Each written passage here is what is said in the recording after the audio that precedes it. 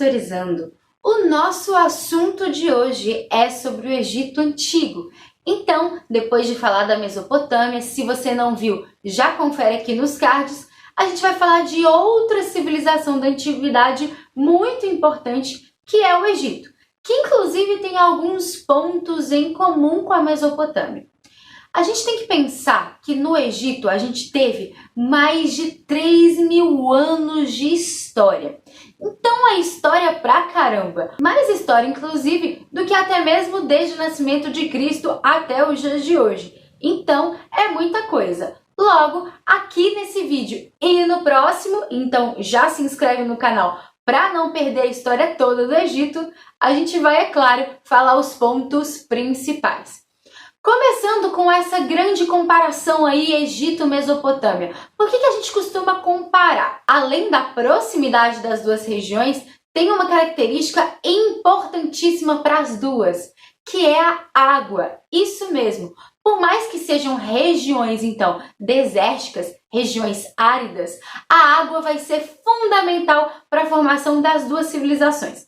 Na Mesopotâmia, com o rio Tigre e o rio Eufrates. Já no Egito, a gente tem o Nilo. Por isso que o Heródoto, um dos maiores historiadores que já existiram nesse mundão e um dos primeiros, falou que o Egito é uma dádiva do Nilo, já que é graças ao Nilo que se pôde então ter um povoamento nessa região. Então, desde os 7.000 anos antes de Cristo, a gente tem a galera se aglomerando ali em volta desse grande rio que é o Nilo.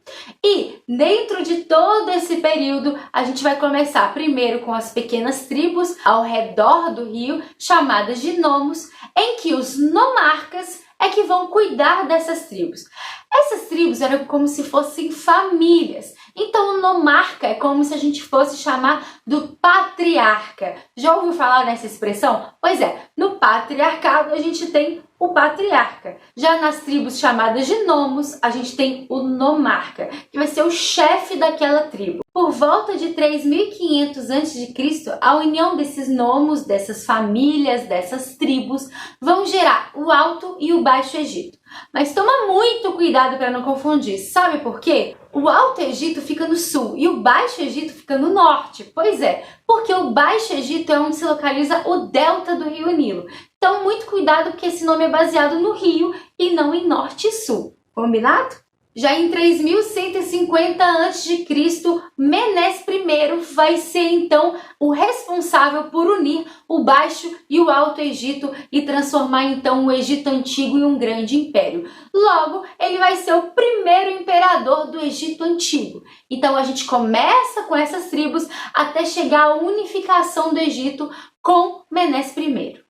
A partir daí que se determina a capital, que é Mênfis, e o palácio, que é onde então habita o faraó e todos os seus funcionários, é que vai ficar responsável por toda a produção e toda a terra do Egito Antigo. Um sistema muito parecido com a Mesopotâmia, já que é o estado que toma conta de tudo, vai ser da mesma forma no Egito Antigo. Eu vou deixar aqui na tela para vocês as principais divisões de períodos do Egito Antigo. Falando da sociedade, como então se dividiam os egípcios? Primeiramente, é claro, vem o faraó. E o faraó aqui tem uma importância muito grande, já que o faraó é considerado um deus. Já ouviu falar de teocracia? Pois é, teocracia é o que vivia o Egito Antigo, já que o faraó tem uma ligação mais que direta com o divino, já que ele é o divino. E é ele que toma conta de tudo. Logo, a política e a religião basicamente andam juntas e até mesmo praticamente a mesma coisa. O poder é dinástico, já que é na mesma família então que se continua essas gerações de faraós. E tem mais. Não necessariamente é o filho mais velho do faraó que vai assumir, ok? Tem que ser da mesma família. E até mesmo já tiveram mulheres como faraós do Egito. Olha que sensacional! Os nobres e os sacerdotes necessariamente vão ser funcionários do Estado, lembrando então que aqueles nomarcas todos, aquela galera que liderava as tribos, os nomos, vão ter cargos também importantes no Estado, já que essas lideranças serão sim cruciais para o faraó. Soldados, escribas, comerciantes e artesãos também são funcionários do Estado. Lembrando mais uma vez que é o palácio que vai tomar conta de tudo, então é o Estado, é o faraó e todos os seus funcionários que tomam conta de tudo. Logo, para vocês terem uma ideia com relação aos artesãos, por exemplo, existiam os artesãos dentro do palácio que fabricavam coisas exclusivamente para o faraó e os nobres. Então, tudo aí vai girar em torno dessa concepção do faraó, dos nobres do Estado. E nós temos os camponeses. Camponeses esses que são obrigados a entregar parte da produção para então o faraó. E também eles são obrigados de tempos em tempos a realizarem obras para esse faraó, obras para o Estado. Ou você acha, sinceramente, que aquelas pirâmides todas foram os alienígenas que construíram? Coisa que colocaram na sua cabeça, né não? Você acha mesmo? Jura? E, finalmente, na pirâmide a gente tem os escravos. Toma cuidado porque o Egito Antigo não foi uma sociedade escravista. Existiam sim escravos, mas não eram a sua maioria. E esses escravos eram de exclusividade do faraó e dos nobres. Inclusive é o próprio faraó que vai distribuir essa galera. A escravização no Egito Antigo é exclusivamente por prisioneiro de guerra. E com essa pirâmide social toda, fique sabendo que não há mobilidade social. Você é faraó, nobre, assim por diante. Muito difícil, muito complicado você deixar de ser uma coisa e ser outra naquela vida ali. Já percebemos então que a política, tudo é centralizada nas mãos do faraó e com a chamada teocracia, com o poder vindo de Deus. Que Deus é esse? O faraó. Agora vamos pensar um pouquinho aqui, na economia. Bom, assim como a gente conversou lá na Mesopotâmia, aqui vai ser muito parecido. Se o rio Nilo é crucial para a sobrevivência dos egípcios, logo, qual será a atividade econômica mais praticada? Isso mesmo, a agricultura. E o Nilo realmente é uma dádiva, porque além dele trazer muita água para aquela região que era seca, ele também trazia um humus, algo que deixava a terra muito fértil. Então dizem as más línguas, eu acho que na verdade são boas línguas, mas dizem que tudo que o egípcio plantava era só jogar a semente ali, e o resto a natureza resolvia, porque era muito fértil a terra. Então, se existia todo um plano para justamente ter uma colheita muito farta. Para vocês terem uma noção, de novembro a junho, eles programavam toda a agricultura, porque fora desses meses existiam as cheias do Rio Nilo. E aí você acha que a galera fazia o quê? Ficava coçando, vendo uma Netflix, comendo uma pipoca?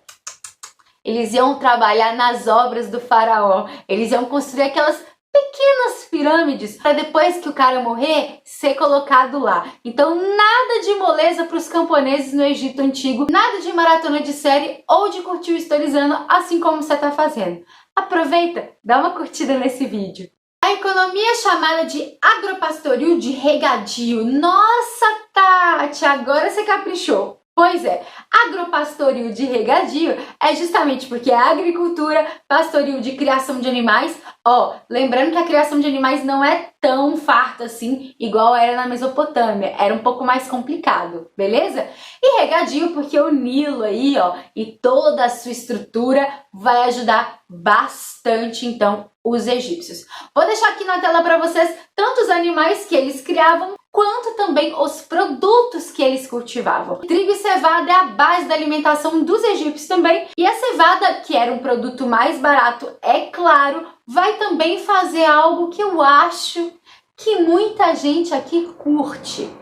Já ouviu falar num líquido amarelado chamado de cerveja?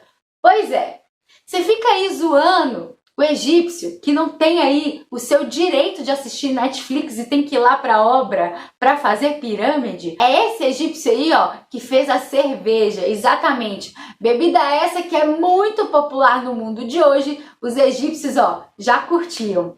Pesca e caça também serão atividades praticadas na época, e mineração e artesanato. Como eu disse, artesanato era dividido em artesanato de luxo, que é justamente para o palácio, para o faraó, para a nobreza, e produtos mais simples para a população de uma forma em geral. Lembrando que essa galera toda basicamente vai ser funcionária então do Estado. O comércio também era praticado pelos egípcios, tanto local quanto à distância, e eles buscavam para comprar principalmente metais e madeira. Pois é, no Egito Antigo não tinha muita árvore, logo não tinha muita madeira. Mas tinha uma plantinha chamada papiro. Você já ouviu falar? Papiro. Será que a gente usa até hoje? Pois é, papiro nada mais, nada menos do que na época é a base para se fazer o papel. Diferentemente então da Mesopotâmia, que escrevia em argila ou em rochas, no Egito Antigo já se tinha então a fabricação do papel. O papiro era uma plantinha então que dava às margens do rio Nilo e os egípcios sabendo cultivar e transformar então em papel. A tecelagem e a construção naval também eram atividades praticadas pelo egípcio. Aqui a gente compreendeu a sociedade, a política e a economia egípcia. Logo, a gente já tem uma base muito legal para compreender o Egito Antigo. Se você quer saber mais sobre a religião, sobre a questão das pirâmides, sobre a cultura, será que a relação dos egípcios funcionava da mesma forma que na Mesopotâmia? Já curte esse vídeo e se inscreve no canal, porque no próximo vídeo a gente vai falar um pouco mais dessa sociedade sensacional que teve uma história enorme. Combinado? É isso, eu espero que vocês tenham gostado. Se tem alguma sugestão, comentário, dúvida, fica à vontade, o Historizando é nosso e já comenta aqui pra mim. Muito obrigada pela sua atenção, um beijo e até a próxima!